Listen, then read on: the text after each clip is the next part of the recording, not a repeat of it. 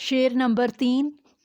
اصول محبت ہے پیغام جس کا، وہ محبوب پروردگار آ گیا ہے۔ مشکل الفاظ کے معنی: اصول طریقہ یا قاعدہ، پیغام زبانی بات یا پیام، محبوب پیارا دوست، پروردگار خالق، مراد اللہ تعالی۔ مفہوم ہے اس شعر کا: آپ صلی اللہ علیہ وآلہ وسلم کو اللہ تعالیٰ کے محبوب باکمال ہونے کا مقام حاصل ہے، اس لیے آپ صلی اللہ علیہ وآلہ وسلم کی تعلیمات میں انسانوں کے لیے پیغام محبت کو خاص اہمیت حاصل ہے۔ اب اس شعر کی تشریح کی طرف آتے ہیں۔ احسان دانش نبی کریم صلی اللہ علیہ وآلہ وسلم کی بارگاہ میں نذرانہ عقیدت پیش کرتے ہوئے تشریح طلب شعر کے پہلے مصرع میں عرض کرتے ہیں کہ آپ صلی اللہ علیہ وآلہ وسلم دلوں سے نفرتیں مٹانے کے لیے تشریف لائے۔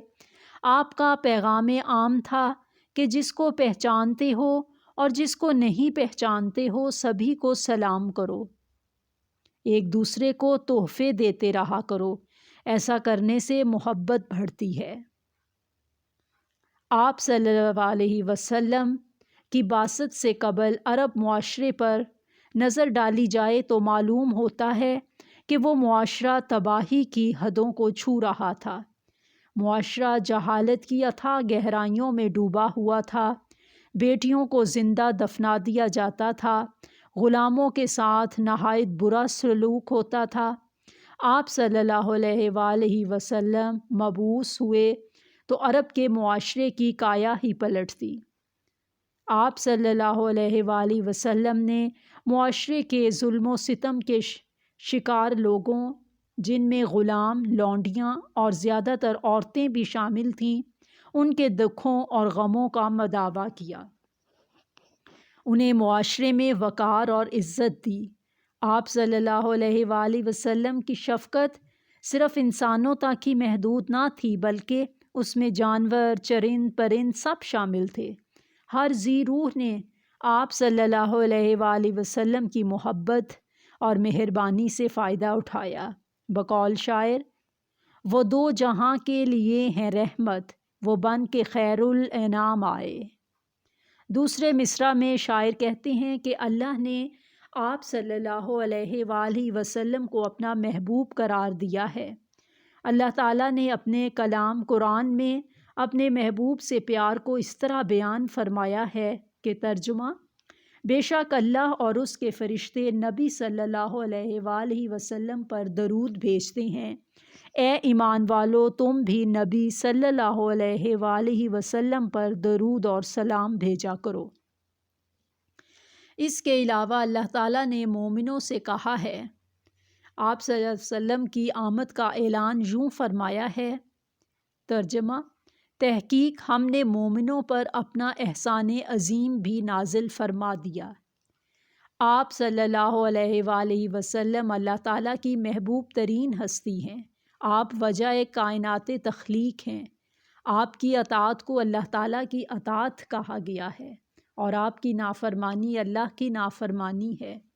قرآن مجید میں ارشاد پاک ہے، جس نے آپ صلی اللہ علیہ وآلہ وسلم کی اطاعت کی گویا اس نے اللہ کی اطاعت کی۔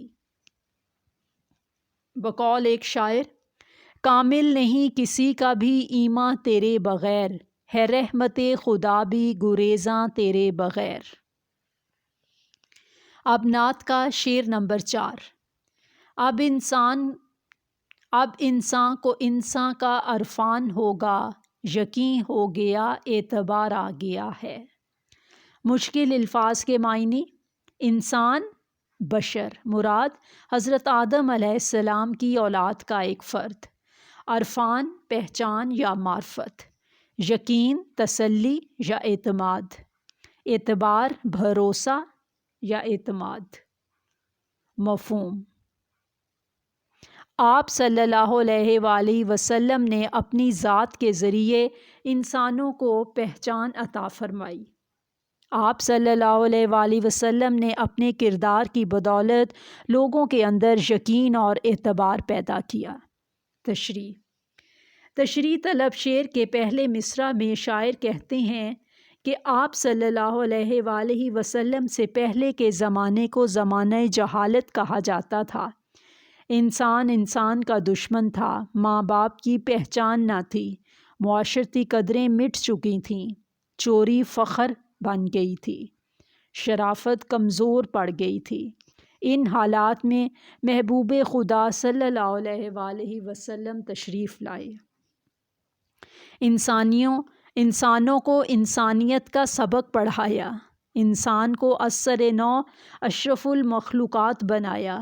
لوگ پیدا ہوتے تھے، مر جاتے تھے، لیکن جینے کے انداز سے ناواقف تھے۔ کسی ایسے فرد کی ضرورت تھی جو انہیں بتائے موت سے کس کو مفر ہے مگر انسانوں کو، پہلے جینے کا کرینہ تو سکھایا جائے۔ دوسرے مصرع میں شاعر کہتے ہیں کہ لوگوں کو جینے کے طریقے بتانے والا محبوب خدا آ گیا تھا، جس نے اپنے عظیم اخلاق حسنہ کی بدولت لوگوں کی بے یقینی کو حق الیقین میں بدلا، لوگوں کے لیے دوسروں کی جان، مال اور اولاد کی توقیر کو یکساں قرار دے دیا، بڑوں کا احترام لازم ٹھہرا اور بچوں پر شفقت کرنا بھی لازم ٹھہرا۔ بقول شاعر، صدق و صفا کا پیکرے پر نور آ گیا، لے کر حیات تازہ کا منشور آ گیا۔ اصل میں شاعر ہمیں یہ بتانا چاہتے ہیں کہ انسان کو عظمتیں آپ صلی اللہ علیہ وآلہ وسلم نے عطا کیں، انسانوں کو جامع محبت آپ صلی اللہ علیہ وآلہ وسلم نے عطا فرمایا، انسانوں کے اندر سے نفرت کو نکال کے محبت کو اوڑھنا بچھونا بنایا، اور یہ ذات صرف آپ صلی اللہ علیہ وآلہ وسلم کی ذات تھی۔ بقول شاعر، کس نے ذروں کو اٹھایا اور صحرا کر دیا، کس نے قطروں کو ملایا اور دریا کر دیا، آدمیت کا غرض سامان مہیا کر دیا، ایک عرب نے آدمی کا بول بالا کر دیا۔ اب ہم آتے ہیں شعر نمبر 5 کی طرف۔ بجھے گا نہ جس کا چراغ محبت، وہ پیغمبر ذی وقار آ گیا ہے۔ مشکل الفاظ کے معنی: بجھا، آگ کا ٹھنڈا پڑ جانا، چراغ، دیا یا شمع، پیغمبر، اللہ کے نبی یا رسول، ذی وقار، عزت والے یا وقار والے۔ شعر کا مفہوم: اللہ تعالیٰ نے اپنے محبوب صلی اللہ علیہ وآلہ وسلم کو سراج المنیر بنا کر بھیجا۔ آپ صلی اللہ علیہ وآلہ وسلم نے محبت کی روشنی کو عام کیا، لوگوں کو وقار اور عزت دینے والا اللہ کا محبوب ترین نبی صلی اللہ علیہ وآلہ وسلم آ گیا۔ تشریح: احسان دانش نبی صلی اللہ علیہ وآلہ وسلم کی عظمت بیان کرتے ہوئے کہتے ہیں کہ اللہ تعالیٰ نے اپنی کتاب میں اپنے محبوب کے لیے سراج المنیر یعنی روشن چراغ کا استعارہ استعمال کیا ہے۔ آپ صلی اللہ علیہ وآلہ وسلم ایک ایسے روشن ستارے کی مانند ہیں جن کی روشنی سے پورا عالم منور ہو گیا۔ آپ صلی اللہ علیہ وآلہ وسلم نے محبت کو نہ صرف عام کیا بلکہ اپنے ماننے والوں کو حکم دیا، سلام کرو اس کو بھی جو آپ کو جانتا ہے اور اس کو بھی جو انجان ہو، ایسا کرنے سے محبت عام ہوتی ہے، پیار بڑھتا ہے۔ آپ صلی اللہ علیہ وآلہ وسلم سراپا محبت و رحمت تھے۔ آپ صلی اللہ علیہ وآلہ وسلم دکھی انسانیت کے لیے سراپا رحمت بن کر آئے، معاشرے کے ٹھکرائے ہوئے، ظلم و ستم کے شکار، دکھوں اور غموں کے مارے ہوئے لوگوں کے غموں کا مداوا کیا، انہیں معاشرے میں وقار اور عزت دی۔ آپ صلی اللہ علیہ وآلہ وسلم کا ہر عمل انسانیت سے محبت سکھاتا ہے۔ آپ کے لطف و کرم کی کوئی حد نہ تھی۔ آپ صلی اللہ علیہ وآلہ وسلم کا ہر عمل اور فعل انسانیت کی فلاح کے لیے تھا۔ بقول شاعر، آپ صلی اللہ علیہ وآلہ وسلم نے سب کی رہنمائی کی، ساری مخلوق سے بھلائی کی۔ دوسرے مصرع میں شاعر کہتے ہیں کہ اللہ تعالیٰ نے اپنے محبوب کو وہ وقار عطا کیا کہ سرور دو عالم کے اعزاز سے نوازا اور رحمت للعالمین کے لقب سے وقار عطا کیا۔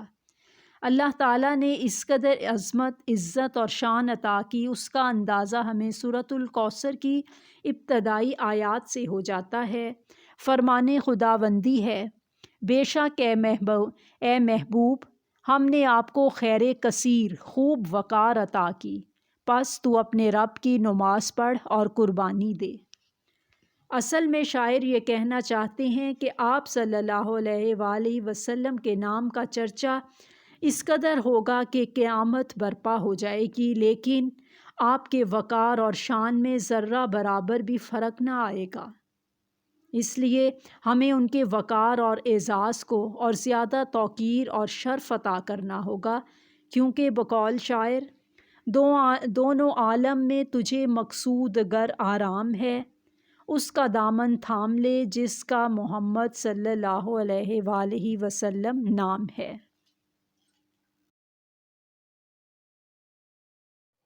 جنات کا شعر نمبر 6 اور یہ آخری شعر ہے، پھر ہم نعت کو ختم کرتے ہیں۔ زمانے کو اب اپنی منزل مبارک کہ ایک خضر صد راہ گزار آ گیا ہے۔ مشکل الفاظ کے معنی: زمانہ دنیا یا جہان، منزل چوٹی یا کنارہ، خضر حضرت خضر علیہ السلام مراد رہنمائی کرنے والا، راہ گزار رہنما یا راستہ دکھانے والا۔ مشکل الفاظ کے معنی: اہل دنیا کو اپنی منزل مبارک ہو، کیونکہ نبی صلی اللہ علیہ وآلہ وسلم کی صورت میں انہیں حضرت خضر علیہ السلام سے بڑا رہنما اور کمال ترین راہبر مل گیا ہے۔ تشریح: احسان دانش تشریح طلب شعر کے پہلے مصرع میں زمانے کو مبارکباد دے رہے ہیں کہ اے زمانہ محبوب، تمہاری خوش بختی اور خوش قسمتی کا اندازہ اس بات سے لگایا جا سکتا ہے کہ اللہ نے تیرے دامن میں اپنا محبوب عطا کیا، اور پھر اس محبوب نے اپنی زندگی کے باکمال ترین 63 سال اپنی سانسوں سے تیری فضاؤں کو معطر کیا، اپنے قدموں سے تجھے سرفراز کیا۔ اللہ خود اپنے مقدس کلام میں زمانہ کی قسمیں کھاتا ہے۔